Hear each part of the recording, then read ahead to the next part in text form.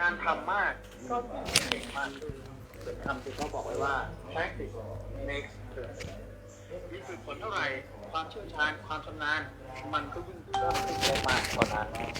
การที่มีใครสักคนทำอะไรได้เก่งกว่าเราเขาก็แค่ทำมาก่อนเรายาวนานกว่าแค่นั้นเองบางคนยิงลูกธนูเข้าเป้า10 ลูกเข้าทั้ง10 ลูกเข้าตรงกลาง10 คะแนนถามว่ามันเกิดที่เองไหมไม่ครับเกิดจากการฝึกฝนอย่างหนักยิงเป็นหมื่นครั้งเป็นแสนครั้งครั้งแรกๆอาจจะไม่ได้เข้าเป้าเลยแต่พอครั้งท้ายๆผ่านไปเป็นแสนครั้งก็จะเริ่มเข้าเป้ามากขึ้นอย่างก็พลาดน้อยถ้าอยากจะเก่งกว่าเขาเราก็ต้องให้เวลาและความพยายามเพิ่มขึ้นไปกว่าเขามากเป็น10 เท่าเท่านั้นเองครับอย่าเอาแต่พึ่งแต่ตำราอย่าก้มหน้าอ่านแต่ทฤษฎี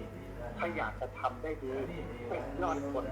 ก็ต้องลงมือฝึกฝนจนชำนาญครับเพราะสิ่งรู้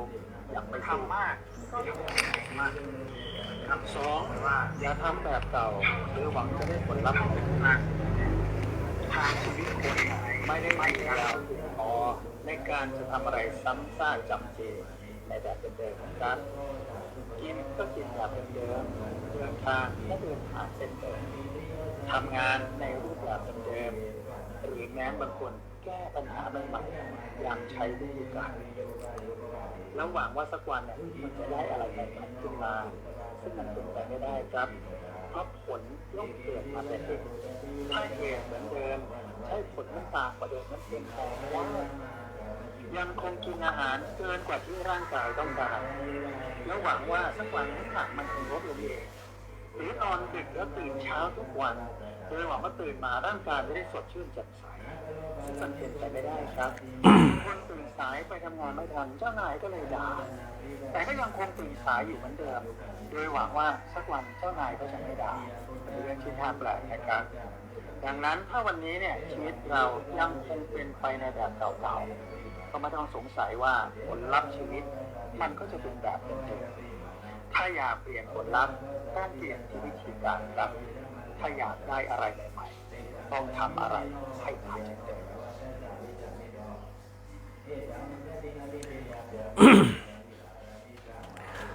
มาสงค่ามาสงพ่อแม่พี่น้องทั้งหลายแต่ก็หักกูก็ค้าผู้ทำยินกูก็หักกูก็ค้ามาสงค่า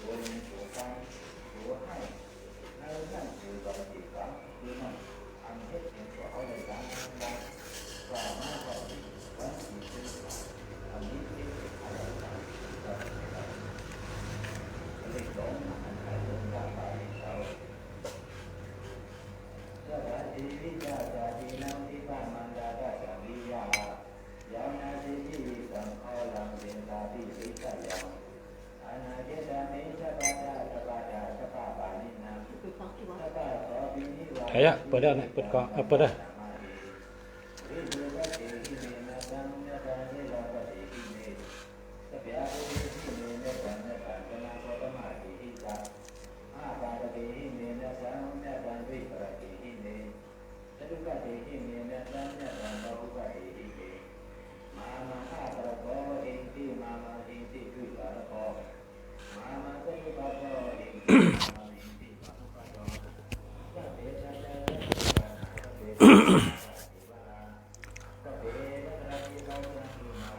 มาสูงพ่อแม่พี่น้องกูก็กูคนกันเนาะมาสูงพ่อแม่พี่น้องเขาค่ะเมื่อได้เอายาดีอยู่จับตัวมาต่างรัฐให้พ่อแม่พี่น้องเขากินน้ำนะให้กินน้ำกินกูวันเพราะว่ากินข้าว1 ตานะเพราะกินข้าว1 ตาให้กินอันไหน1 โหต่อ3 โหนะเพราะโหเล็กก็กิน3 โหเพราะโหใหญ่ก็กิน1 โหพอนดีพักมีนี่พอนดีพักมีนี่มีอยู่21 มิลนะพอนดีมีอยู่21 มิล เพราะว่าก็เลยแลกินพักมีนี่กูวันนะยอกะเป็นวัดก็เป็นยอกะ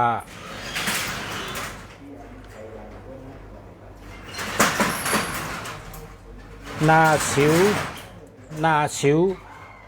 นาพานาหลำเป็นเพราะว่ากินพักมีกูวันนานเท่านานเกนะไม่ก็เพราะว่ากินพักมีนี่กินกูวันกินกับข้าววัน3 ตาก็กิน3 ตา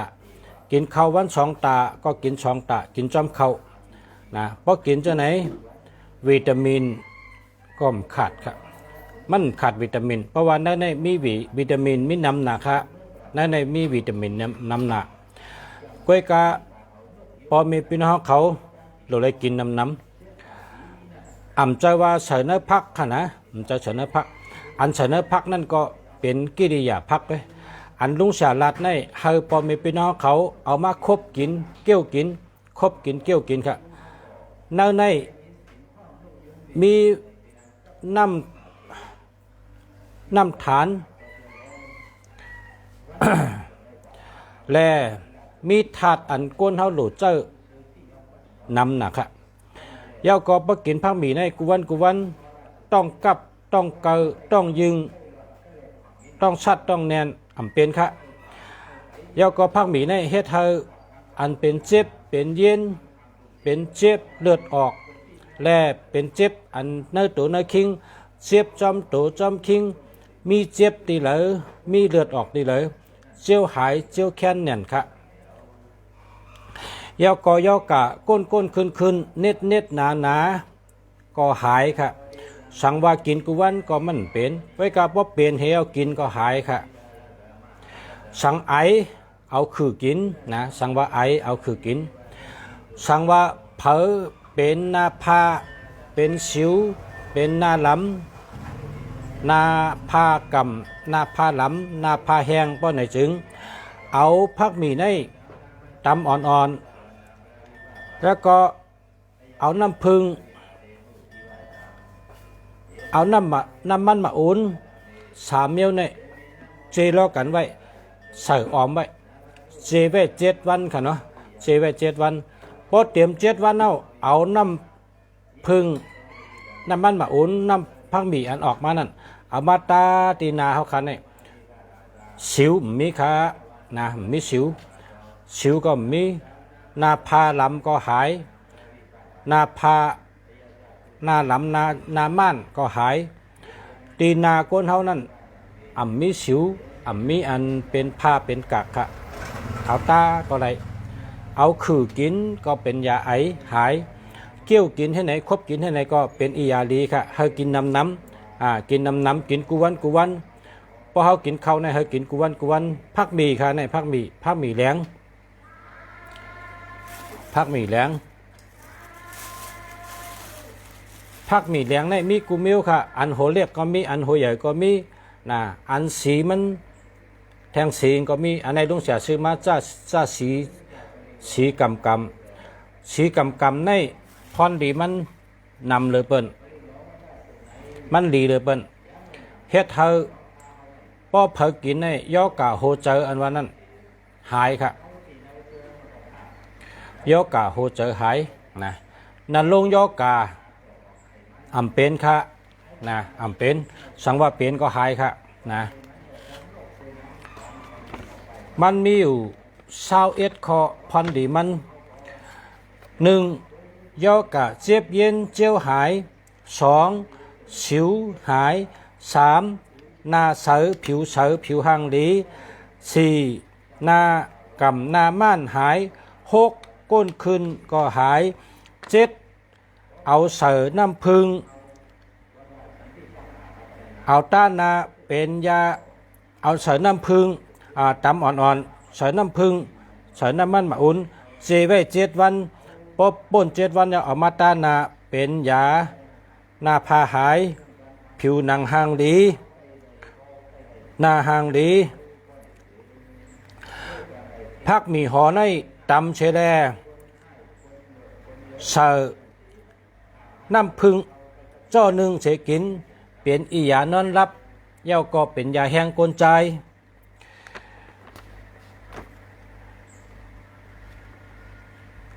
พักมีหอหนึ่งกีบพักมีแรงหนึ่งโหบอกขิงหนึ่งนิ้วขิงในกันในนะขิงในหักมึงตำล้อกันเสเพราะตำอ่อนเย้าบีบหมักผ้าเฉยเสกินในก็เป็นยาแห้งกลใจนะคนยิ่งก็กินได้นะคนยิ่งก็มันก็เพราะว่า เพราะว่าแห้งกะมาหายแห้งกะมามดนะก็กินได้นะเป็นยาแห้งกะมากินตาเซกินกับข้าวก็เป็นยาแห้งกลใจย่อกะวัดคอเจ็บไอหายไล่ลีแหละนะหายไล่ลีเต้ๆนะครับว่าเนาะแล้วก็เป็นยาวิตามินนะเป็นยาธาตุวิตามินแคลเซียมโปรตีนเซียมอันอยู่ในตัวคนเฮาหลูนั่นน้ำเกลือซิกยาจะไหนช่วยแถมปันเต็มตีแล้วก็เป็นยาอาจาเกต้องกับต้องยิงต้องชัดต้องยิงต้องชัดต้องกับต้องเกยก็หายนะนอนอ่ำรับนั่นก็หายเป็นวัดข้อเจ็บคลิปก้องคูหลังตันอันนั้นก็หายนะ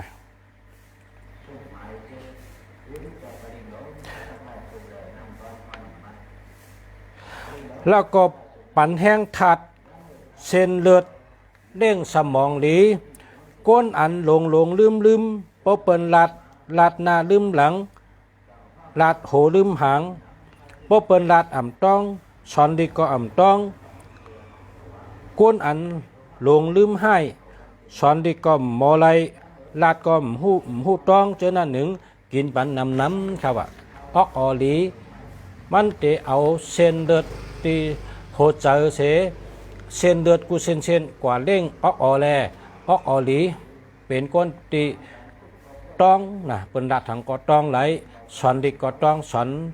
อนดีก็ต้องสอนไล่ก็ต้องเป็นดัดถังก็ต้องกึมอ่ำลงอ่ำลืมค่ะนะเพราะเผาเป็นหลงลืมก็กินกูวันค่ะนะ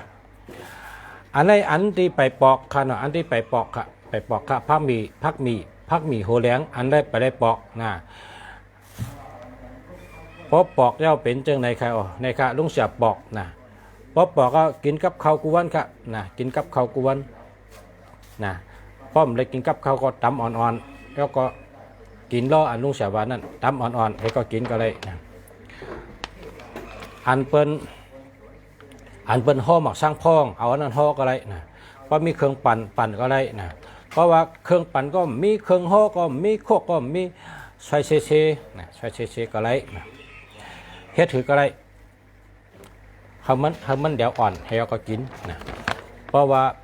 บ่มันอ่อนแน่มันก็ซึมเข้าในเลือดได้ก้นหมังก็ได้กินข้าวกินหิบกินเนียดเกี้ยวอ่อนนะเพราะคนจะในอาชักหอมยาวนะก้นอันอาชักยาวเนี่ยเขากินเขาเกี้ยวอ่อนนะเขาเกี้ยวอ่อนเพราะว่าเขาเกี้ยวอ่อนอันอาหารที่เขากินเขาก่อนเนื้อต้องเนี่ยมันจะมีหลุดซึมกว่าไรเนื้อเลือดเขาไรดีก็เพราะฉะนั้นในพอกินอีสังก็ยาวเขาเจอข้าวยาวเจอข้าวยามเกี้ยวอ่อนๆนะพ ป้อเกี้ยวอ่อนเย้าจังไกอื่นนะป้อเกี้ยวอ่อนๆไทยอื่นเนี่ยมันก็กับเป็นก้อนในห้องเขานั่นไรเหตุการณ์นักจังว่าก้นกำปองเป็นห้องเขาเจ็บนะก็เพราะฉะนั้นพอมีพี่น้องเขาป้อกินอาหารสังก็เย้าอาหารที่เขากินเขากับเนื้อต้องเขาในที่หนึ่งในเขาเกี้ยวอ่อนๆนะเกี้ยวอ่อนๆเกี้ยวเข้มๆเย้าจังก้อยกินนะเขากินปันเมียวสังก็เย้าเจอข้าวยามเถกินเทิงๆเย้าก็เกี้ยวอ่อนๆเนาะจังก้อยอื่นนะเมียวเฮ็ดจังนั้นเตกะเร่งหัวใจเฮาไหลเร่งปอดเร่งตับเฮาไหลมือมันกว่าเร่งหัวใจเฮาปอดเฮาตับเฮาเลี้ยวเนี่ยเลือดกูเซนเชนนั่นเตเอาเลือดน้ำเลือดนั่นกว่าเร่งออกเฮาจังก้อยเป็นคนต้องนะลาดทางก็เป็นลาดทางก็เฮาต้องออกลีงานดีปีงานดีอันว่านั้นนะอย่าไปอื่นเจอเลยอย่าไปอื่นงูไปหน่อยอย่าไปอื่นงูนั่นน่ะเพราะกินทางก้อนมันก็ว่าอื่นงูอื่นง่าเนี่ยนะอย่าไปอื่นหรืออะไรเกี้ยวอ่อนๆเจ้าข้าวยำหักตัวคิงเฮาปั่นข้าวยำตัวคิงเฮาเฮาเลยเกี้ยวอ่อนๆเย้าจังไกอื่นนะเพราะเกี้ยวอ่อนๆเย้าจังไกอื่นนั่นนะมีพรดีน้ำเตะๆนะเฮากินเขาในกินอิดก็มีพรดีนะก็เปิดเฮาเกี้ยวอ่อน ก้นวันตกนะก้นเมืองหลวงเขาอันนั้นก็ก้นเมืองเขเขานะอันเขาเป็นก้นลักแหลมป้ายวนดีในอาหารเขานั่นน่ะเหมือนไตครับก้นเมืองเขในเมื่อกูปอกในหยาบกินขันเจอน่ะเขาเฮ็ดกินปอกจีครับปอกจีใน1 วันกิน1 โห1 ใจ1 ตาในเขากิน1 โหเพราะว่ากินข้าวเนยในก็กินปอกจีโหนึงเหตุการณ์แล้วพอกินข้าววันก็กินปอกจีโหนึงเหตุการณ์แล้วพอกินข้าวค่ำก็กินปอกจีโหนึงเหตุการณ์แล้วปอกจีในก็เปว่ามันเฮ็ดไว้เป็นแป้งนะมันดูดซึมได้หลีจะว่าแห้งเขาหลีแล้วก็ไปวนเขาหลีแล้วก็เมืองกะลาเนาะเมืองแองกะเลียดเขาก็กินขนมปังนะขนมปังก้ามมานว่าปอม่งนะปอม่งเพราะกินปอม่งในเปิ้นเอากิ่งเฮ็ดมามันอ่อนดีไหนเอาแหละมันมีอันหลุดซึมได้หลีก้นเจอในตัวคิงเขาแก่นแข็งทัดออกเขาหลีนะก็ว่าอาหารนั้นเขากินเขากะได้มันแหลวไว้อะนะเต็มมือเขาไปกินบ่แหลวไว้อะขนมปังนะก้ามมันว่าปอม่งว่าบ้งจุดว่าจังนั้นนะมันตึงแหลวไว้อะก็กับทุ่งจำพี่น้องใต้เฮานะพี่น้องใต้เฮาในเป็นเมืองถอดเมืองเมียดเป็นเมืองหมักมีแคมป์ฉาพี่น้องใต้เฮาพี่น้องปะโอเฮาพี่น้องว่าเฮาพี่น้องเจ้าคือเมืองลอยเฮาอยู่เช่ากันมาจอมกันเฮงปี5 เฮงปีปนมาเฮาก็ผูกเข้ากินน่ะข้าวเหนียวก็มีข้าวเจ้าก็มีเฮาเลยกินข้าวอันแคมเฮาเลยเกี่ยวกินก็เพราะฉะนั้นเฮาเนี่ยเป็นก้นห่างดีเลยเปิ้นนะห่างดีเลยเปิ้นผิวเลือดห่างดีเนื้อหนังห่างดีนะเพราะเปิ้นมาหันในเปิ้นคอยเฮาเปิ้นคอยเฮาว่าน้ำดินหินผาก็ดีเพศสภาวะก็มีอิงชันก็มีผ้าแผดผ้าหลังให้ก้นบ่ตายเป็นหมื่นเป็นเฮงก็มีก็เพราะฉะนั้นแหละเพศสภาวะอันว่านั้นมันมีเมืองเฮาใต้เฮาเนี่ยเป็นเมืองกัดเมืองเย็นเป็นเมืองเกี่ยวเมืองเชอเป็นเมืองหมักมีแคมป์ฉาเป็นเมืองเงินเมืองคำเฮาก็ผูกโถผูกงาผูกอาลูผูกโหเผือกโหมันผูกกินพักกินเยอะหมักปักก็เฮาผูกง่ายอาลูก็เฮาผูกง่ายโถลินก็เฮาผูกง่ายเขาก็เฮาผูกกินกล้วยกับเพราะฉะนั้นเฮาเลยเกี่ยวกินเฮาเลยเกี่ยวกินเม็ดเขาว่าเขาเขว่าเขากูเมียวนะเฮาเลยเกี่ยวกินก็เพราะฉะนั้นแหละเฮาในเป็นคนกุศลีนะพี่น้องในเมืองใต้เฮาในเป็นเจ้าคือใต้เฮาในเป็นคนกุศลีอีก็มูเชื่อว่าแมวว่าม่งว่า26เจ้าคือเขาอยู่เช่าซ้ำกันเฮาเป็นคนเฮือนเดียวกันเมื่อป่นมาเฮาก็อยู่จ้อมกันไรในก็เฮาอยู่จ้อมกันแทงเมื่อนาเฮาก็อย่าไปผาดกันนะอย่าไปผาดกันเฮาได้อยู่จ้อมกันเป็นมุกเป็นหมู่เป็นจุ้มฮักกันพร้อมกันเหมือนหนังกระป่นมาค่ะเนาะตั้งกินตั้งยำมาเฮากินในก็เฮาก็หลุดกินผักมีแรงเนี่ยให้เฮาสมองดีให้เขาออกออลีเฮาแต่เลยวนได้ว่าเฮาเป็นคนเฮือนเดียวกันเฮาฮักกันเฮาหลบพิษกันเฮาฮักกันเฮาหลบวนได้นะเฮาหลบวนได้ว่าเมื่อป่นมาเฮาตั้งฮักกันปานปู่เฮาปานลุงเฮาปะเฒ่าแม่เฒ่าเฮาตั้งฮักกันได้เมื่อเดียวก็เฮาหลบฮักกันเฮาหลบพร้อมกันเนาะในก็มาเอายาวิตามินยาแห้งหลงผักหมี่ในปันกันเพราะว่าไผก็มีกูเฮินกล้วยกะหมังก็เต็มคุกจะได้กินนั่นน่ะเนาะจู้เอาอันก้นยิงเขาเฮ็ดพักเล่งเขานั่นนะ ผักหมี่ก็ใส่ผักหมี่ฮอก็ใส่มะเขือส้มก็ใส่เขาใส่ก็เขาก็ได้กินกันนั่นก็ห้อมหู้ว่าอ๋อเป็นอียาลีมีในสองไผ่ในห้อมหู้พอเขาคุกจะอะไรในเขาก็กามากินทั้งกล้วยเขานะอัน อันเขาหุงพักนั่นได้เขาตื้นเสือมีเลี้ยงก็ใส่มีข้าวก็ใส่มีฮอก็ใส่มะเขือส้มก็ใส่เขาใส่ปันเท่ากล้วยกะ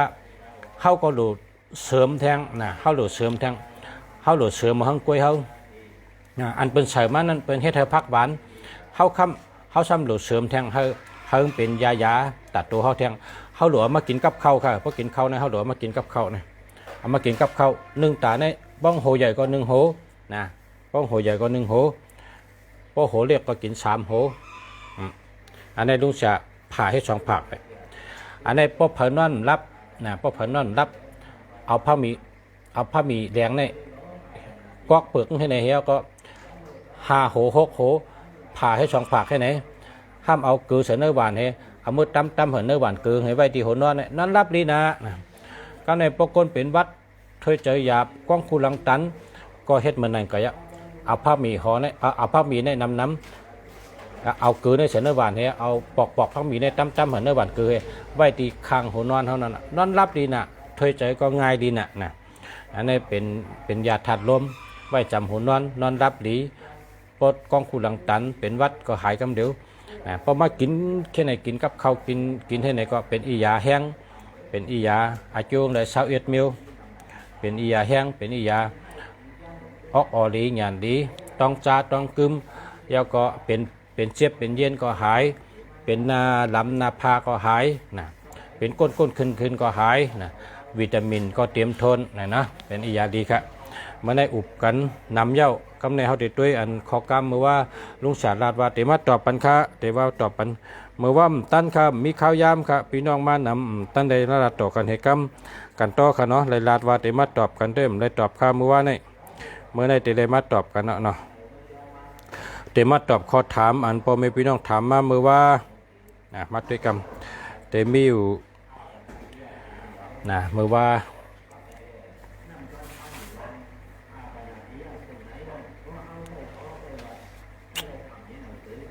มา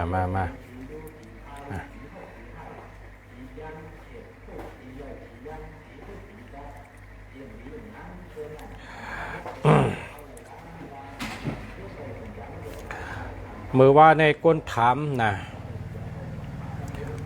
062-511-1344อันนี้หาเหมือนกันเนาะ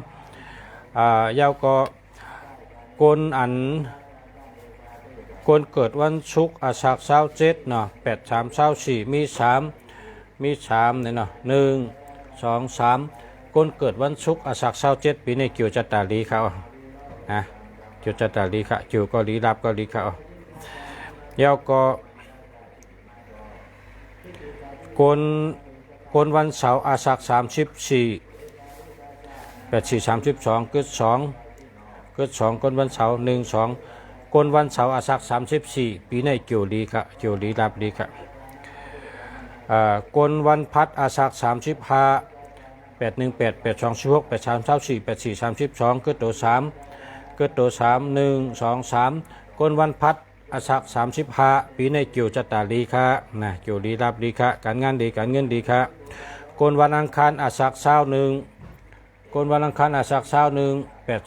8216มี4 1 2 3 4คนวันอังคารอาสาฬ21ปีนี้เกี่ยวจัตตาลีค่ะเกี่ยวก็ลีรับก็ลีการงานการเงินดีค่ะ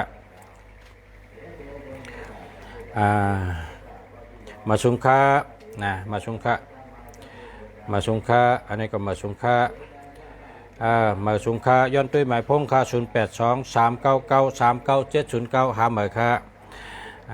มาสุงค่าย้อนตุ้ยหมายพงอีก106288388789จองดีค่าแล้วก็รถเพดีจ้ะค่ะแล้วก็0657608897อันนี้เอา8ให้หาหมายค่ะเนาะอันนี้ขอถามมือว่าค่ะยาวๆค่ะอันนี้ขอถามมือว่า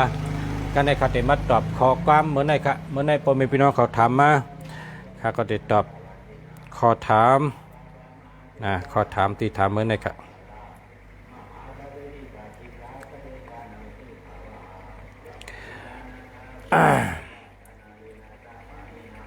ข้าวไข่รัดต่อหึงออกไกว่าข้าวยำข้ามันมีค่ะ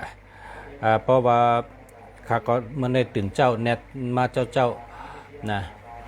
แต่เดี๋ยวนี้ตึกมีอยู่7 โมงกึ่งไง0890362978นะครับเนาะอันนี้หามาให้กันนะเพราะว่าพอมีพี่น้องเขาไลเวอร์ดีเนี่ยก็เขาศูนย์มีตัวเร็วไงนะเขาศูนย์มีตัวเร็วเพราะว่าชูเจ้าหาต่างตีเนี่ยหายาบนะมันลาดีมีค่ามันหายาเบอร์ประชาเนี่ยก็มาซื้อที่ประชาในประชาขาย1 อันใน1,500นะ1 อันใน1,500 บาทเลย1,500 บาทส่งถึงตีกันนะมาซื้อที่ประชาในมีขายครับ0994789793อันนี้ดีครับดีเต๊ะๆครับเนาะนะโกนวันจันทร์อาสัก35นะ818821683248432กึด3123ปีในดีแก่ครับปีในโกนวันจันทร์อาสัก35ในแต่ไรคำนำแก่นะคำก็แต่ไรลูกล่างก็แต่มีกาก็แต่ไรเงินนำคำนำแล้วก็หลับดีเจียวดีกูเมียวกันเนาะ0863038546อันนี้หาใหม่กันเนาะ0629538436ในเจ้าแรกค่ะเนาะ062นะฮะเนาะ0626927342อันนี้เอา8หาใหม่ค่ะหมดแล้วค่ะมาใหม่0993155146อันนี้หาใหม่ครับ0942891197อันนี้ดีครับ0624824936อันนี้ดีครับคนวันเสาร์อายุ42เกิด2ปีนี้ดีครับปีนี้ดีตันกันดีครึ่งหนึ่งให้ครึ่งหนึ่งนะดีตันดี50ให้50ตั้งดีตั้งให้เป็นกันครับเนาะ คนวันเสาร์อาสา42ตั้งดีตั้งให้จะได้เข้าครึ่งกันนะปีนี้ 0855108869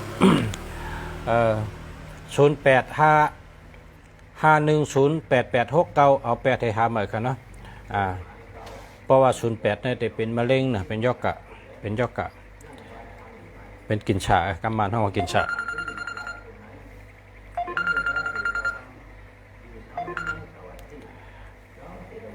อาสงค่ะ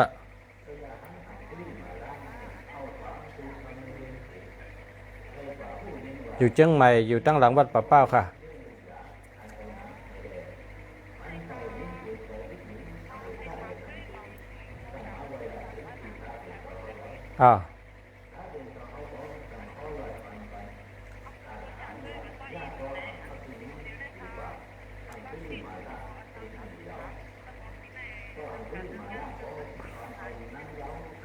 เกิดวันติดอาสัก33เนาะปีในจุ่มดิโลไตเต้นอาสักเจเต้นเพียงแต่งในอาไตอาสักเจพอถึงวันติดใน1 วง 1 ปอก1 วง 1 ปอกก็ไตดูที่พระนะเพราะว่าไผเต้นไตเอาในก็เอาไม้มัดจู้กันให้นั่งเป้าต่อเต้นพอหมดพอเต้นหมดพอไผรับเอาให้เอายกมือไว้ว่าก็เป็นตั้งไม้กูเมียวก็เป็นลองสุกซักลองปัญหากูเมียวนั่นให้มันรับก่อเย็นกับมันหนังไพ่รับในเสียกำคาใน1 วง 1 ปอกเขาไตเต้นอาสักเจนะเต้นอาสักเจเต้นเพียงแต่งเนี่ยนะแล้วก็ไตเต้นหอม36 ต้นนะค่ะจมครับมาชมค่ะ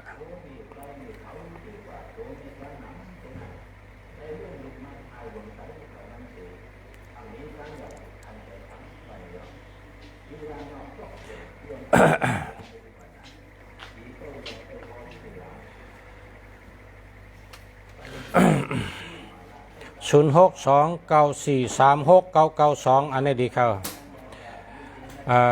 คนเกิดวันอาทิตย์อายุ45 1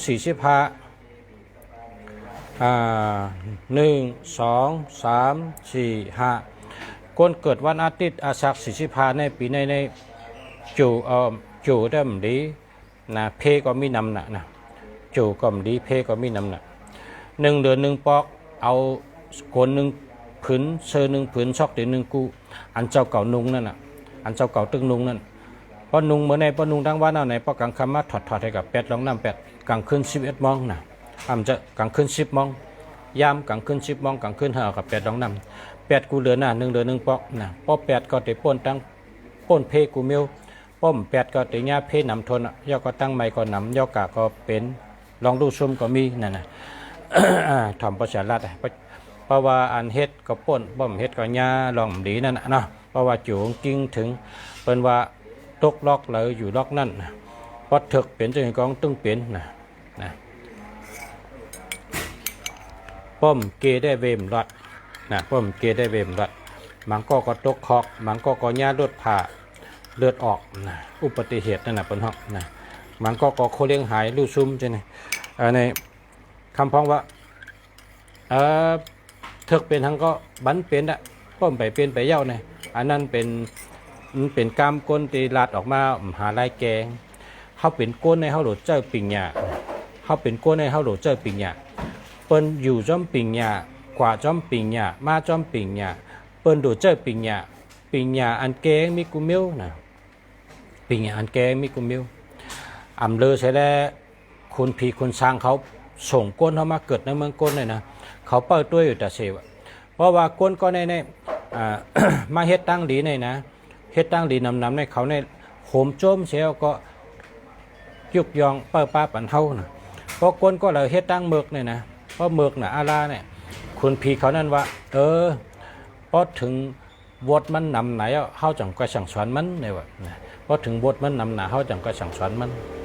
ปล่อยมันเฮ็ดกะก่อนได้คุณพีเขายังว่าจังนั้นอันในลุงเสียด้วยตาลาน่ะด้วยตาลาถ่อมตาลาให้มาลัด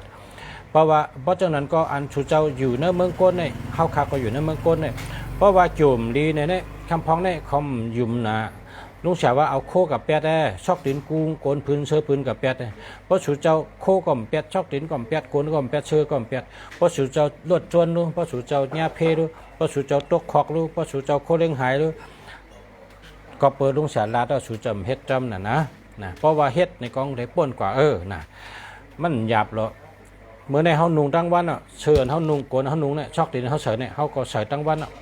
กลางค่ำมาเฮาก็ถอดเที่ยวตั้งชอกดินตั้งมงดินตั้งโกนตั้งเสยเขาถอดกันถอดจู้กันเฮียวก็เอากะฮอตที่ผังน้ำกะลาดว่าก็เป็นโยกะกูเมียวก็เป็นข้อกูเมียวก็เป็นปัญหากูเมียวก็เป็นลองเลือดไม่กูเมียวก็เป็นไผ่กูเมียวเพกูเมียวอันติ่มดีตั้งทรง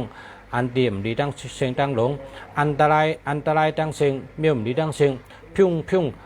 ตกกับจอมนำจอมในลองกับจอมนำจอมในเสียงพิ้งเมี่ยมดีกว่าจอมโคยอกโคเก่าเสียงพิ้งเนี่ยเพราะว่าจากนั้นก็เอาปืนลงนำกับเพราะปืนโคในเปิ้นปืนกับตั้งนานเนี่ยเพราะปืนตกกับนั้นนำเอาไหนก็อย่าไปตัวใครลองก็ลองใครลองก็เอาใครจมก็จมก็เอาเขาเปียดคอเขาอย่าไปตัวเขาก็มาเฮือนนี่1 เดือน1ปอกให้เจ้าไหนก็ชูเจ้าอยู่ดีกินหวานรอดเพกเขียนเอานะแล้วก็ตั้งลูกตั้งชุมก็มีตกขอกก็ตกรถผ่ากาผ่าก็หญ้าเพเลือดออกก็หญ้า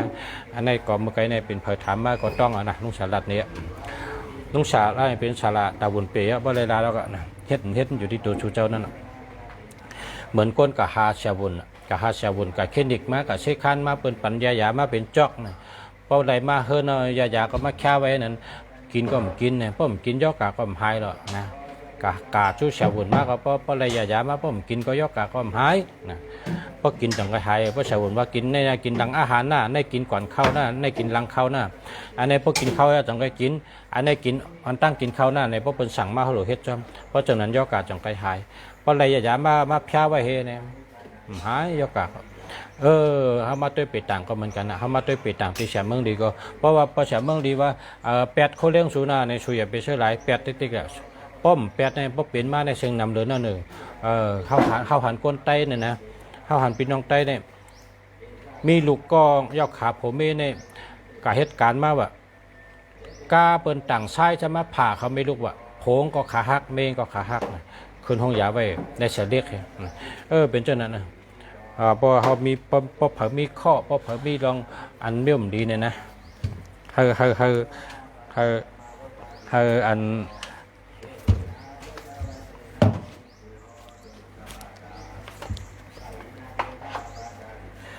นเฮ็ดเป็ดยาเตะเคนะเพราะยาเตะเคกองดีนะกวนวัน กวนวันอังคารอาสาฬ36นะกวนวันอังคารอาสาฬ36 83 24 84 32กึด3 1 2 3กวนวันอังคารอาสาฬ36ปีนี้ก็เพนำหนาลองลู่ซุ่มก็มีลองเลิดไม่ก็นำเพอันตรายนำหนามีเพภัยนำหนาก็เพราะฉะนั้นได้1 เดือน 1 ปอกให้เอาเซอร์1 ผืนกด1 ผืนชอกเดือน1กูก็8ลองน้ำยามกลางคืน10 โมงนะ1 เดือนใน8 1 ปอกนะ8ติ๊กๆนะอย่าไปเชื่อไรแต่ได้ป้นเคาะนะเดี๋ยวก็คนวันพุธอาสาฬ29นะคนวันพุธอาสาฬ29 83 24 83 24มีตัว5 1 2 3 4 5คนวันพุธอาสาฬ29ปีนี้เกี่ยวจะตาลีเตะตั้งหักก็หลีนาเฮิรนก็หลีไปอยู่ดีก็แคมนาการต่างงานก็แคมผ่ายหาเงินก็ได้ดีการงานดีการเงินดีตั้งหักดีดูช้ำฉะใจช้ำฉะการตั้งใดก็รัดเพศดีค่ะดีค่ะจมค่ะจมจำค่ะเนาะ082 352 3639อันนั้นเดียวค่ะกนวันพุธอาสาฬ24นะกนวันพุธอาสาฬ24 83 24 83 24 1 2 3 4 5 6 7 8กนวันพุธอาสาฬ24ปีในพิษกันทั้งปีนะ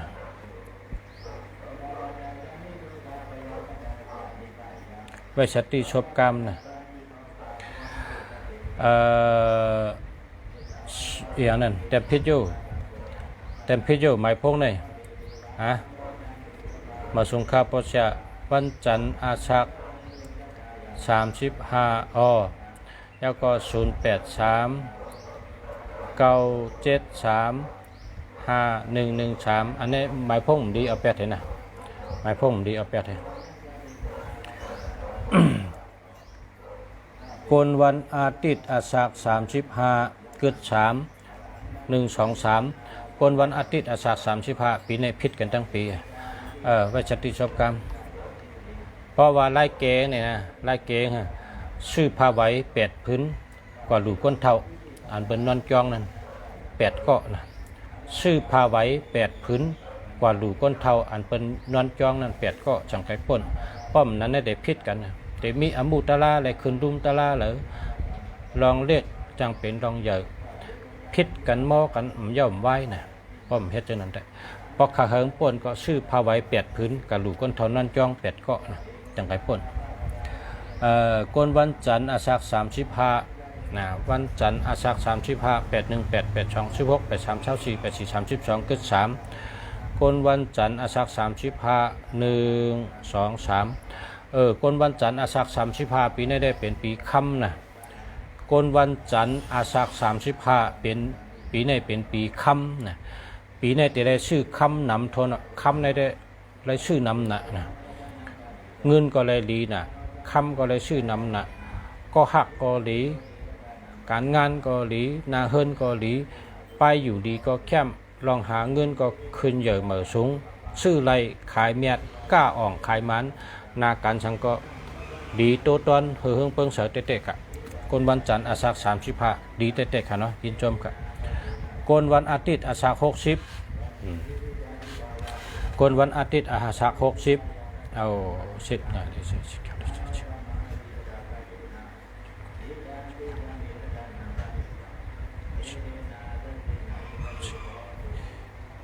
1 2 3 4กนวันติดอาสาฬ60ปีนี้อยู่ดีกินหวานหนูครับนะอยู่ดีกินหวานครับไปอยู่ดีเข้มหนูครับนะเกี่ยวลีลับดีครับเกี่ยวก็ลีลับก็ลีแค่นะ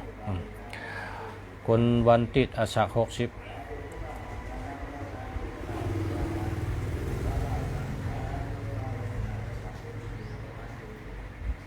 36นี่ก็36 32มี4 1 2 3 4ดีค่ะ เกี่ยวดีค่ะ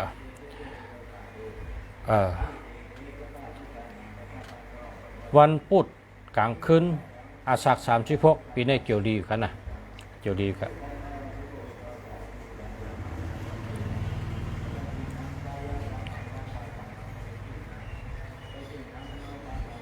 คนวันอาทิตย์อาสาฬ30 8 3 24มีตัว6 1 2 3 4 5 6ลีค่ะคนวันอาทิตย์อาสาฬ30ปีนี้เกี่ยวดีเกี่ยวก็ดีรับก็ดีค่ะเนาะ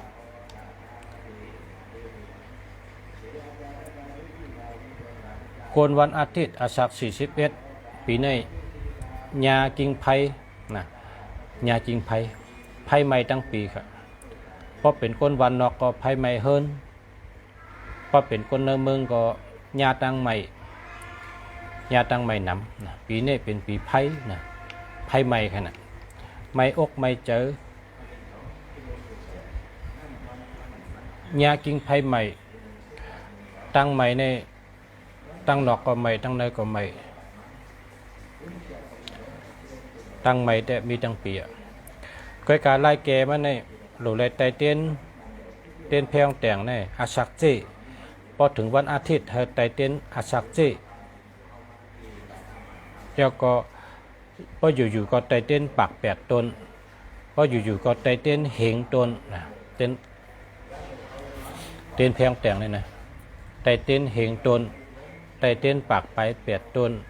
ไตเต้นอาศักเจอันนี้เต้นเพลงแต่งแล้วก็เต้นหอมใน1ปอกในไต36ต้นไตเนรีนเมืองนะกันต่อค่ะเขาสังวาไรพิษไรเปิงกายกรรมวจีกรรมมโนกรรมพิษชบพิษความพิษตัวพิษเจอกายกรรมตัวไรเฮ็ดพิษได้สังวจีกรรมชบไรลัดพิษได้สังมโนกรรมเจอไรวนพิษได้สังเจอไรวนพิษเปิงได้สังชบไรลัดพิษได้สังตัวไรเฮ็ดพิษได้สังสังวาคาไรพิษเปิงตีพาราเมียดตาลาเมียดสังขาเมียดตีฉาชมาเจ้าเกจูตีคูวาจันตั้งหลายตีเจ้าทอดเจ้าเมียดสักกีมีผ้าปนาลุงเอาตีสุดต่อกองสุดต่อเมียดตั้งหลายตีคนมีศีลมีธรรมมีกรรมมีหมุนตั้งหลายอำนั้นก็ตีเจ้าวันเจ้าเมืองเจ้าลีพีเมียดคุณพีคุณช้างตั้งหลายตีอันสูงตั้งหลายสังว่าเขาเลยพิษเปิงกว่าไล่หู้เสกอลีไล่หู้เสกอลีไล่ตั้งใจกอลีไล่ตั้งใจกอลีสังว่าตัวข้าเลยพิษเปิงกายกรรมวจีกรรมมโนกรรมพิษชบพิษความพิษตัวพิษเจอพิษเฉลองเลยกอลีแค่นเราไปวังข้างบันคาเสกรรมขาปันคาเลยอยู่ดีกินวันกัดเย็นช้ำฉาเสกรรมขาปันคามีตัวช้ำฉาใจช้ำฉาหลอดเพเสกรรมขาปันคามีอายุยืนยาวเสกรรมขานะย้อนจังไหนนะพอสู่ย้อนจังไหนเนี่ย1 วง 1 ปอก1 ปอกสุกติป่นเพกวนวันอาทิตย์อาศัก41เนี่ยปีในไพ่ใหม่นะปีในไพ่ใหม่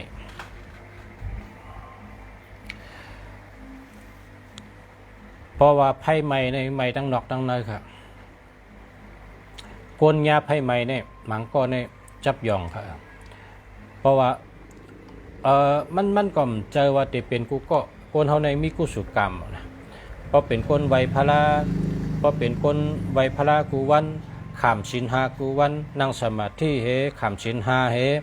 ไวพลาเฮนับหมากเฮไวกุศลเฮหยาดน้ำเฮเจ้าในแต่มันมีเพแห่งค่ะนะเพราะเป็นก้นอันเฮ็ดตั้งดีในมันมีเพก้นหมังก็ในซ้ำไปว่าจู่เขาให้ก็คือก็เพราะว่าเขาเฮ็ดตั้งดีปะเนี่ยจึงเขาก็มีเพสังขะนะคำยาเพเพราะเป็นก้นอันเมือกเรื่องพาราก่อมหูตาลาก่อมหูสังขาก่อมหูกุ่งปอกุ่งเมเจ้าเกจูก่อมหูกุ่งศาสมาก่อมหูตีทอดตีเมียดตีชุงตีเตี่ยมอำหูฉะนั้นแต่จึงกันน่ะเป็นก้นเนาะตั้งเฮ็ดเขาเนี่ยเหมือนก้นตั้งหลัดเขาก็เหมือนก้นน้ำใจเขาก็เหมือนก้นเป็น ก้นโตก้นเจอสัตว์เนี่ยมันมีความมีนั่นแต่มันแต่ยาเพศนำเพราะฉะนั้นเพราะว่าเฮาคาดูหลอมลุ่มละตัวคิงเฮาให้เฮาเลยอยู่ดีกินหวานให้เฮาหลอดเพศเพราะไหนเฮาดูไวพลากูวันขามศีล5กูวัน แล้วก็นั่งสมาธิให้อีกนึงแล้วก็แผ่เมตตาว่าพอไว้พลาเย้าขำชินหาเย้านั่งสมาธิเย้าในก็รัดกถาส่งเมตตาปันวันจังกถาจะปอสินธรรมเจ้าครูบาบุญจุ่มสอนไว้ว่ากูสู่มีตีในมีเหยมีน้ำเฮาคาเสียตะกาได้สร้างปารามีมาหลายแสนกำพาตั้งเสียงตั้งลงในเจมผีเจมช้างเจมชัดเจมกลเวเนียสัตวาเนจักยาวาลาอนันตจักยาวาลาตั้งเสียงแค้นโตโหมจมสาธุอนุโมทนาเฮาเลยฮับกูสู่พันดีเพ่งเพ่งกันเชงชักกำเลยตาโนสาธุสาธุสาธุตานาเมียดศีลาเมียดภาวนาเมียดเฮาเจ้าคาตั้งเสียงตั้งลงอย่าตกคงตกขายพีหิมอำไรคนหิมอำไรสัตวาหิมอำไรย้อนผักพังไว้เนื้อมหูใจเฮาคาต่อเต้าฮอดเดียเชื้อสาอมตะนิปานะติกัดเย็นเชกัมติคาโนสาธุสาธุสาธุพอเฮ็ดไหนกูวันได้เผลอก็จู่ในมันให้ก็นะจู่ดีกูก็เคยไว้ไหนแต่มันเป็นตั้งเฮ็ดตั้งสั่งคนเฮาตั้งเฮ็ดตั้งสั่งเฮ็ดหลีก็ได้หลีลัดลองหลีว่นลองหลีเฮ็ดลองหลีก็เตียงยาลองดีว่นลองให้ดาดลองให้เฮ็ดลองให้ก็เตียงยาลองให้นะคนเฮาบทนั้นมันมีกุเกาะก้อยกะบทในมันมีแวจัดก่อนก็เย้าจัดในก็เย้าพอเฮาเฮ็ดตั้งดีตาเฉบว่าไงบทนั้นก็มันจะยอมกว่าเหมือนคือคาลาเหมือนตีเนื้อหนองนั้นมีต่อบ่แซมอ่ะเช่นไปกาป้อนนำในได้เพิ่มหันต่อมันกันนะก็เปิ้นนำตาเสนะก็เปิ้นนำตาเสพอหึงปียาวเข้าหึงก็ต่อก็พังกะอู้กะแล้วกะห้างกล้วยโจมกันเนื้อนำห้างกล้วยกล้วยกะป้อนนำเกเฉลยต่อบ่แซมกะเช่นประเด็นเปิ้นตีว่าโอ้เนื้อนำเนื้อหนองนี่เป็นการต่อหลายๆต่อบ่แซมอ่ะเช่นเปิ้นก็หันป้อนนำได้เปิ้นหันเปิ้นว่าเอาโลเว้ยน้องในหางดีน่ะนำก็นำน่ะเปิ้นขี่เฮอพายเฮอฮอเฮอกันเด้อบ่บือๆบะก็เปิ้นำคนเฮาก็เหมือนกันคนไหนมันเฮ็ดอะไรตั้งดีกูก็ตั้งเฮ็ดเจ้าเก่านั้นแต่เฮ็ดถ้าอ่ำเฮ็ดมันอยู่ที่ตัวเจ้าเก่าไปแต่เฮ็ดตั้งดีฮะแต่เฮ็ดตั้งเมือกอยู่ที่ตัวเจ้าเก่าแต่เฮ็ดอะว่ามันเป็นตั้งเฮ็ดเจ้าเก่าลงตั้งยามเจ้าเก่าลงตั้งคัดเจอเจ้าเก่าลงเจ้าเก่าแต่เฮ็ดดีฮะแต่ลาดีฮะแต่วนดีแต่เฮ็ดให้ฮะแต่วนให้นะอยู่ที่เจ้าเก่านั่นน่ะมันเป็นสิทธิของเจ้าเก่านะความไทยเนี่ยมันเป็นว่าอยู่ที่การกระทำมันว่าตั้งเฮ็ดเจ้าเก่านั่นแหละขึ้นปันพรดีเจ้าเก่าอำนั้นก็ขึ้นปันพรให้เจ้าเก่าอยู่ที่ตั้งเฮ็ดตั้งลัดตั้งเฮ็ดตั้งว่นเฮาหลู่ว่นดองดีเฮาหลู่ลัดดองดีเฮาหลู่เฮ็ดดองดีพอเฮาพร้อมกันลัดดองดีว่นดองดีเฮ็ดดองดีนะคนหิมหอมเฮาก็สบายใจจ่อใจซื่อใจนะพอเฮาเฮ็ดให้ว่นให้ลัดให้คนอยู่จำเฮาก็ทุกข์ใจนะทุกข์ใจทุกข์ตัวจำเฮา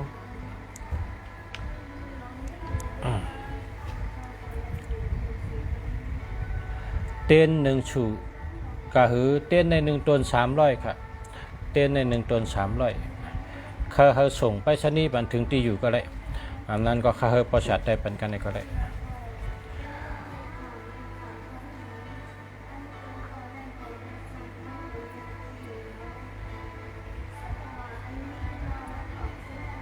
โกนวันอังคารอาสัก38อาสัก38เนาะ818 8216 8324 8432คือ3 1 2 3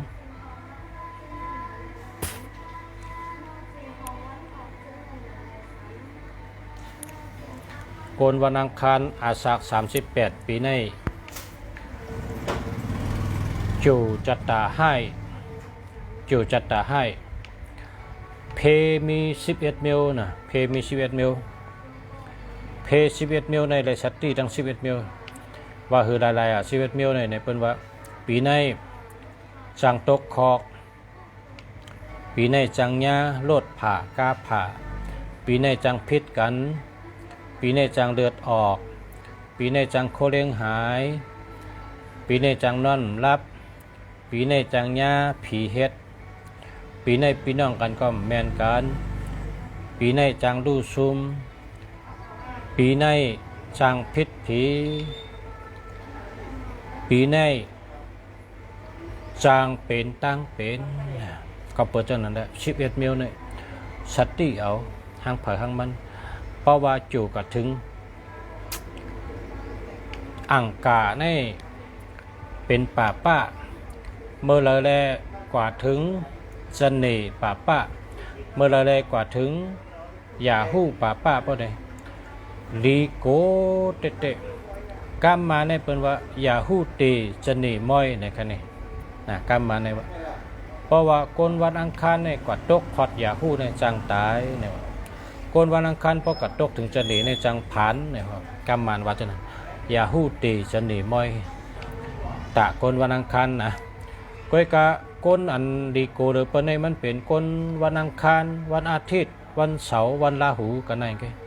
นะอันตีเปิ้นโกหรือเปิ้นว่าป้อเจียวให้ถึงมาเนี่ยมีวันเดลาเนี่ยมีวันอาทิตย์ก็เปวังเป็นป่าป้ามีวันอังคารก็เปวังเป็นป่าป้ามีวันเสาร์ก็เปเป็นป่าป้ามีวันยาหูนะวันราหูนะก็เปเป็นป่าป้าป่าป้านี่มันบอกว่าให้นะเพราะเป็นซ้อมาบอกว่ากัดเย็นคนไทยในเขาโกว่าเขาลาดว่าเป็นจะเพชรเนี่ยว่าเป็นจะเพชรเนี่ยนะเขาโกนว่าเมื่อเหลอเนี่ยว่าโกนวันอาทิตย์เมื่อถักเช้าคาเนี่ยว่าเขาว่าโกนวันอังคารเมื่อสักเช้าคาโกนวันเสาร์เมื่อสักเช้าคาโกนวันราหูเมื่อสักเช้าคาเขาโกนอ่ะในเมืองไทยก็เพราะต่างวันโกฮาเนี่ยโกค่ะว่าต่างวันก็เปว่าต่างวันในเป็นซ้อมาในบอกว่ากัดเย็นโกนวันจันทร์เนี่ยมีเป็นจะเพชรโกนวันพุธก็มีเป็นจะเพชรโกนวันพัดก็มีเป็นจะเพชรโกนวันศุกร์ก็มีเป็นจะเพชรมีค่ะเฮ็ดสังได้มีก็เปว่าเขาเป็นซ้อมาเขาเป็นอันดีค่ะอันใดค่ะอันดีวันจันทร์ดีค่ะวันพุธดีค่ะวันพัดดีค่ะวันศุกร์ดีค่ะเนี่ยเป็นห้องซ้อมาเมืองอยู่ที่ซ้อมาเนี่ยดีเนี่ยกำไตว่าเหือซ้อมากำไตบอกว่ากัดเย็นค่ะนะวันจันทร์กัดเย็นวันพุธกัดเย็นวันพัดกัดเย็นวันศุกร์กัดเย็นค่ะกำไตว่าบอกว่ากัดเย็นค่ะซ้อมาเนี่ยมันมีอันดีตั้งอันให้อยู่ไว้ใน7 วันเพราะวางก่อนถึงวันติดในเป็นถัดไพ่ค่ะป้องก่อนถึงวันอังคารเป็นถัดลมค่ะป้องก่อนถึงวันเสาร์เป็นถัดไพ่ค่ะนะป้องก่อนถึงวันราหูก็เป็นถัดลมก็ในวันที่วันอังคารวันเสาร์วันราหูกับเป็นป่าป้าเนี่ยปังว่าเลิดไม่นะคะลองเลิดลองไม่นะป้องกัดถึงกันนั้นเนี่ยกวนเฮาค่ะอัมบาปีละนะตึ้นดีโกตึ้นได้สตินะพอคนมีสติปัญญาก็อยู่รอดกว่าพอคนมีสติปัญญาก็ญานะญาเพนะมันเป็นจังไหนจังว่าเราเลยมีสติปัญญาเราเลยมีสติปัญญาสติก็เราเลยมีปัญญาก็เราเลยป้านังฮือเตมีสติปัญญาในเราเฮ็ดจังได๋ค่ะล่ะเรามีสมาธิเขาคนเฮากันในเรามีสมาธินะเราเลยสติสมาธิตาเสพอมีสติมีสมาธิเนี่ยปัญญาในมันปอมาแล้วก็โหเขาปัญญาในมันเกิดมาแล้วก็โหเขาตาเตเกิดปัญญาในโลมีสมาธิค่ะโลมีสติสมาธินะพอมีสติมีสมาธิปัญญาในมันเกิดมาในก็โหค่ะกูก็ค่ะโลเฮ็ดสังโลเฮ็ดจังหือโลคึงจังหือ นะโลเวจังหือโลแกมพันจังหืออันว่านั้นปีหยางแต่เกิดมันแล้วก็โหเฮาค่ะนะก็เปิดปีน้องไต้เฮาใกล้ได้วางกันสติวิริยะนาสติลีลีนานะสติวิริยะนานะพี่น้องไต้วางกันตัดเสกการในมนต์เจ้าเขาซ้ำสอนว่าเฮ้ยเนี่ยมนต์เจ้าเขาซ้ำสอนว่ามีสมาธินะมีสมาธินะเพราะนั่งสมาธินี่แต่ไรสมาธิเพราะมีสมาธิมีสติเพราะมีสติมีปัญญาปอมานะปัญญาในหับผู้กุเมียวเนี่ยมนต์เจ้าเขาซ้ำสอนจะนั้นนะแต่เตงได้เป็นคอเดียวกันเนี่ยตั้งอันพี่น้องไต้เขาสอนกันอยู่ก็เฮิรนนั่นน่ะสติวิริยะนะสติวิริยะนะนั้นเป็นข้อเดียวกันก็กับมนต์เจ้าเขาในเขาปัญญาชีนะเขาเป็นปัญญาชีเขาเป็นคนมีตังหูเขาเป็นคนมีปัญญาเขาสำรัสว่ามีสมาธินะมันนั่งสมาธิแล้วเพราะสูนั่งสมาธิสูมีสติลมเข้าลมออกที่กล้องคูรังสูนั่นนะเข้าก็ให้หูออกก็ให้หูลมอันเข้าอันออกที่หูคูรังสูนั่นที่มูตะตีปิ้วเมืองเข้าก็ให้หูเมืองออกก็ให้หูสติไว้ที่ลมเข้าลมออกปากหูคูรังสูแล้วไว้สติที่นั่นแหละเนี่ยมนต์เจ้าเขาซ้ำเอาปิญญาให้สอนนะมันเป็นที่เดียวกันเป้าหมายเป็นอันเดียวกันแต่ว่าการสอนเป็นสองข้อไว้นะมนต์เจ้าเขาว่านั่งสมาธินั่งสมาธิเวทนาปอมากก็อย่าไปต้งนะไอ้สั่งแรงวันนั้นก็พอเขาต้งในใจเขาก็จับกระติงเจ็บนั่นน่ะมันปั่นเขาต้งว่าเย็นอะไรเย็นอะไรกำแต่หายกะกำอันวางหายกะอันวางปองว่าเขาลืมเบ็ดกันนั่นก็คอเหลวกันก็เขาลืมเบ็ดที่เจ็บเหี่ยเขาเอาใจต้องที่กว้างคู่หลังเขาล้มเขาล้มออกนั่นนะรัดน้ำผมกับพิษมนต์เจ้าเขา นะการเปิ้นการเปิ้นก็การเปิ้นการเฮาก็การเฮานะแต่ว่ามันเป็นรองดีก็สมาธิมีสมาธิมีสติมีปัญญามันเป็นรองดีครับคนเฮือนเขาก็โลนะอันเจ้าเขาสอนก็เป็นรองดีก็เพราะเผยเฮ็ดใดก็ดีเต่งก็นะมันเป็นรองดีปุนตัดได้มีปัญญาในคนกูก็โหลดมีสติโหลดมีสมาธิเต้เขาเพราะเผยมีสติเพราะเผยมีสมาธิปัญญาก็โปมาเขานะถ่อมลุงสาราดก็หลบมีสตินะหรือมีสติป้อมมีสติป้อมมีสมาธิมึงก็ไรปัญญาถามกว่าเจ้ากองเด็ป้นกว่าให้นั่นโหลเลยเจ้าสติสมาธิวนจอมว่าลุงสาราดให้สั่งแรงดัดจังนั้นกอบสั่งแรงดัดจังนั้นนะก็เปิดว่าข้าสู่เจ้าถ่อมเสียเลยเฮ็ดจอมพอเฮ็ดจอมเอาไหนสู่เจ้าเต็มหญ้าเพี้ยปีไหนสู่เจ้าเต็มได้เชียงเงินกันเลยแทงให้สู่เจ้าเฮ็ดจอมอนุสารัตสู่เจ้าก็ป้วนเพสังวาโจมดีก้อยกะสังวาโจดีพอลุงเสียว่าปีไหนเป็นปีค่ำไหนได้สู่เจ้าแต่ได้ค่ำนำทนตาแต่ได้ค่ำนำทำโดยหือตัวเขาหลบเป็นก้นใกล้เขานอนเจ้าลูกเจ้าเหตุการณ์ใกล้ๆเจอเขาพอเหตุการณ์ใกล้ๆก็เปิดข้าวยามเหตุการณ์เขานำเลยเขาก็แต่ได้เงินนำเพราะเขาได้เงินนำเขาซ้ำแกมผ่านว่าไล่เลยเขาเลยง่ายเขาเลยนำเจ้าหือเนี่ยเพราะเขามีสติมีสมาธิมีปัญญาเขาเตะหาได้หลายตั้งในวันเดียวกันในเดือนเดียวกันในข้าวยามเดียวกันเขาเตะมอหาเงิน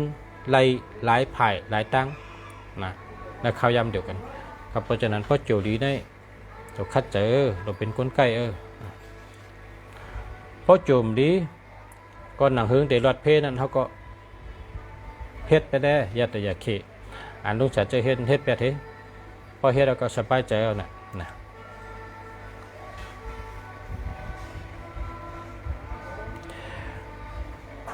วันพุธอาสาฬห37เนาะวันพุธอาสาฬ37 818 8216 8324 8432 32เกิด3เกิดวันพุธ1 2 3ปีในเกี่ยวจัตตาลีจ้านะปีในเกี่ยวจัตตาลีเต้ๆค่ะคนวันพุธอาสาฬห37คนวันพุธอาสาฬห37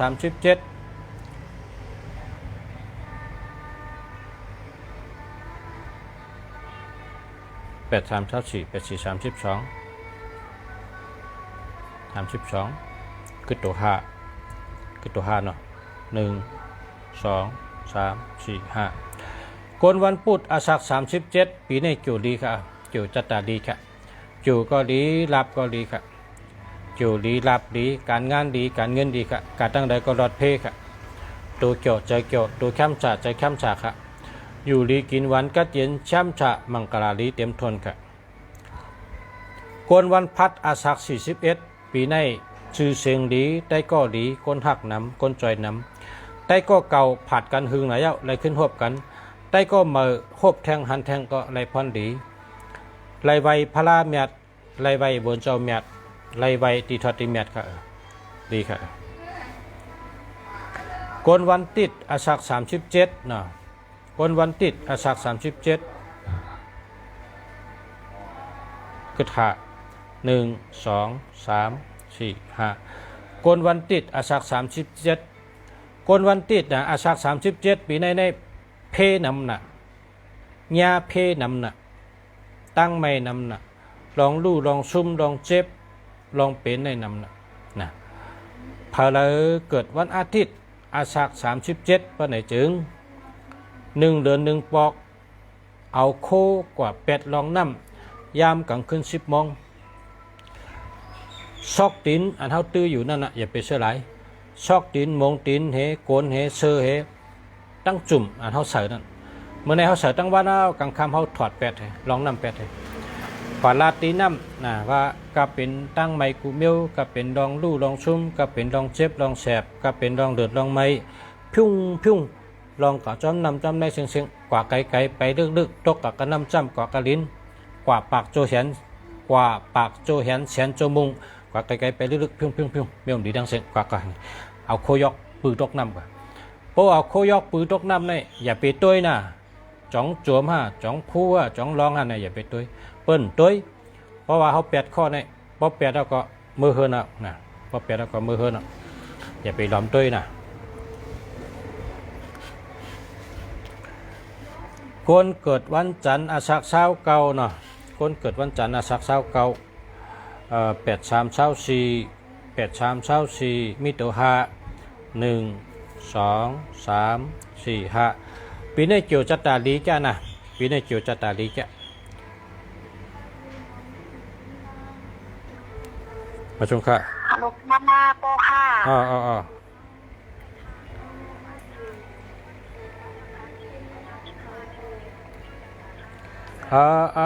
มันทำไรหรอเพราะว่าลูกต้องหู้ว่าอาสักก็คือเต้อาสัก30ก็ทำ30อาสัก35ก็35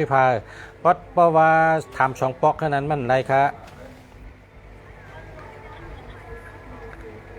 เอาเข้าเอาออกแต่ว่าเพิ่นทำปีไงกัน35ก็35 30ก็30เอาปีไรอาสัก35เย็บอาสัก35เกิดวันศุกร์เนาะอาสัก35เกิดวันศุกร์นะกันไหนนะเอาค่ะอาสัก35เกิดวันศุกร์818 8216 8324 8432 32กึดตัว3 1 2 3อะโลปีในดีจ้ะนะปีในแต่ได้เงินนำคำนำจ้านะได้เงินได้คำตั้งปีโจดีลาบดีนาเฮินดีตั้งหักดีไปอยู่ดีก็แคมก่อตั้งเลยก็รอดเพการงานก็ดีตั้งหักก็ดีการเงินก็ดีอยู่ดีกินวันตัวเกี่ยวใจเกี่ยวดีลาบดีตั้งปีน่ะคัดใจไว้พลาเหคัดใจเหตุการณ์ใกล้ๆน่ะไว้ตัวเกี่ยวใจเกี่ยวน่ะตัวแคมฉาใจแคมฉาตั้งปีน่ะได้เงินได้คำนำตั้งปีค่ะชมค่ะมาชมค่ะเข้าใจค่ะ